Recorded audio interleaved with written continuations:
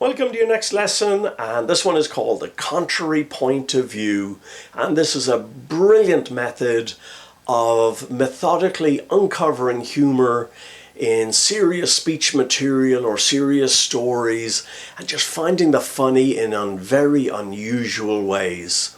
The methodology is actually fairly simple, and let me just pull up the table here to show you the best way to get there and just some of the success strategies. So at the top of the table you'll see where I put in a topic, or even better, a subtopic. Narrow down a specific angle that you're looking at in that topic or subtopic.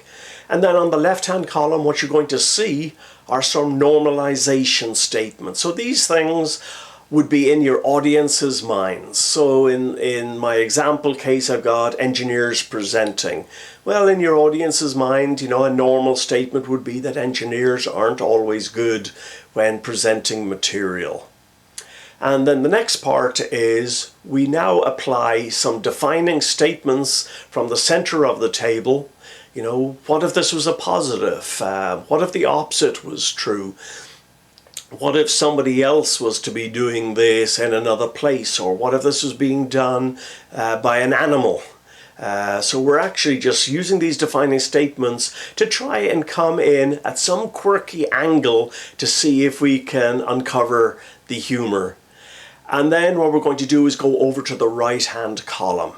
And the right-hand column, this is where we do our setup. And now remember, our setup, we've got to work hard to make it concise. We don't want anything that's too wordy in here. And also in the setup, this is typically not where the humor is found. The humor is going to be below in the section called punchline. And so what we're going to do is be specific in the setup. So I'm not just going to talk about an engineer, I'm going to talk about, my friend Nigel the engineer. I'm being very specific.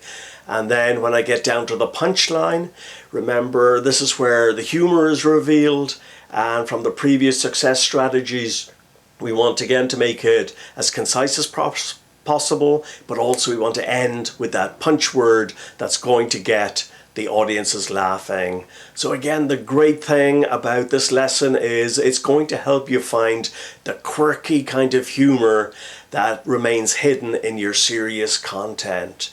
Please work your way through the examples, then try out an exercise and see what you can come up with. I'm sure you're going to find that this takes a little bit of time, but it's worth the effort because you're finding great humor. I'll see you in the next lesson.